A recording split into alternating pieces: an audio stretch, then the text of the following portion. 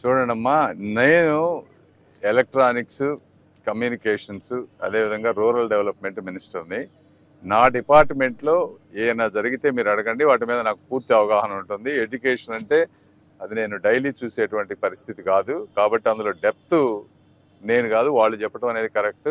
But ఎక్కడైనా సరే చాలా అది ఇన్కన్వీనియన్స్ ఎవరికైనా కూడా. ఇంతమందికి మళ్ళీ ఎగ్జామ్ తీసుకోవాలంటే చాలా ఇన్కన్వీనియన్స్. దీనికి ఏంటంటే ఒక లాంగ్ టర్మ్గా స్ట్రక్చరల్ రీఫార్మ్స్ వచ్చినప్పుడు ఇవన్నీ ఉండవు. అంటే ఒక ఎగ్జామ్ అనేది ఇట్లా కొంతమంది ఎప్పుడైతే కంట్రోల్ చేస్తారో, అవినీతి పరులు ఎక్కడైతే ఉంటారో, ఇవన్నీ కూడా అవినీతికి నిదర్శనాలు. ఎక్కడైనా కానీ అధికారులు కానీ ఒక గవర్నమెంట్ వ్యవస్థలో ఉన్నప్పుడు ఎంత పెద్ద గొప్ప మంత్రి కానీ, ముఖ్యమంత్రి కానీ, ప్రైమ్ మినిస్టర్ కానీ వాళ్ళు ఎంత పని చేద్దాం అనుకున్నా సిస్టంలో ఉన్న వేలాది మందిని కంట్రోల్ చేయటం ఎవరి వల్ల కాదు.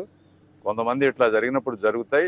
ఇవి జరిగినప్పుడు వెంటనే ఎవరి పరిస్థితి అయినా ముందు అలా జరగకుండా ఎటువంటి సిస్టమ్స్ తీసుకురావాలనే దాని మీద ఆలోచిస్తే ఈ బ్లేమ్ అనేది లేకుండా ముందు జనాలకు మంచి జరుగుద్ది అనేది నా ఒపీనియన్ పర్సనల్గా. డెఫినెట్గా మోడీ గారు కానీ, మోదీజీ ఆయన ఎప్పుడు కూడా హార్డ్ వర్క్ ఇవన్నీ చేస్తూ ఉంటారు, ఎక్కడ కరప్షన్ లేకుండా చేయాలని చూస్తారు. కాబట్టి ఆ విధంగానే ముందుకు వెళ్తారని నేను అనుకుంటా ఉన్నాను.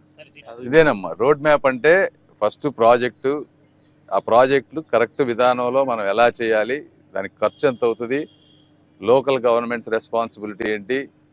లక్కీగా కొన్ని ప్రాజెక్ట్స్కి ఈ రోజున రైల్వే ఇంతకుముందు 60-40 అనేది state government, central government funds తోటి మిక్స్డ్ తోటి చేయాల్సినటువంటి పరిస్థితి. మీకు తెలుసు, జగన్మోహన్ రెడ్డి గారు లాస్ట్ 5 సంవత్సరాల్లో స్టేట్ గవర్నమెంట్ నుంచి ఇవి వ్యక్తిగత ప్రయోజనాలు కాదు కాబట్టి, బ్రిడ్జ్లు కానీ రోడ్లు కానీ వ్యక్తిగత ప్రయోజనాలు కాదు, రోడ్లు వీటిని కడితే ఓట్లు రావు అనే ఉద్దేశంతో వాటిని పూర్తిగా వదిలేశారు. ఇప్పుడు కొంత సెంట్రల్ గవర్నమెంట్లో కూడా ఎక్కువ బడ్జెట్ సెంట్రల్ గవర్నమెంట్ వచ్చే అవకాశం ఉంది కాబట్టి ఎక్కడెక్కడ అవకాశం ఉన్నా కూడా అవన్నీ చేసే పని చేయబోతున్నాం. ఇవన్నీ కూడా టైం బౌండ్. ఏదైనా డిపిఆర్కి కానీ ఇంకో దానికి కానీ ప్రతి ఒక్కరికి ఆ సిచ్యువేషన్ బట్టి కొంతమందికి 30 రోజులు, కొంతమంది 45 రోజులు, కొన్నిటికి 60 రోజులు టైం పెట్టుకున్నాం. ఈ సంవత్సరం అవ్వలేని ఏమన్నా ఉంటే నెక్స్ట్ ఇయర్ ఫాలో అప్ చేసే విధంగా ప్రతి ఒక్కరికి ఒక టైం లైన్, ఒక డాష్ బోర్డు, దాని ప్రకారం ముందుకెళ్తాం. కరెక్టే అమ్మా. ఇప్పుడు ఇవాళ రైల్వే రివ్యూ చేసాం, రేపు అండర్ గ్రౌండ్ డ్రైనేజీ కొన్ని 1 by 1 అన్నీ 2-3 రోజుల్లో అన్నీ చేయలేము, 1 by 1 చేసుకుంటూ వస్తున్నాం.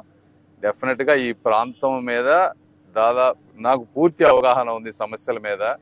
డెఫినెట్గా మేము ఎంతవరకు చేయగలమో ప్రతి ఒక్కటి కూడా తీసుకొని చేస్తాం, మీరే చూస్తూ ఉంటారు. Thank you. For more videos like this, subscribe Big TV channel.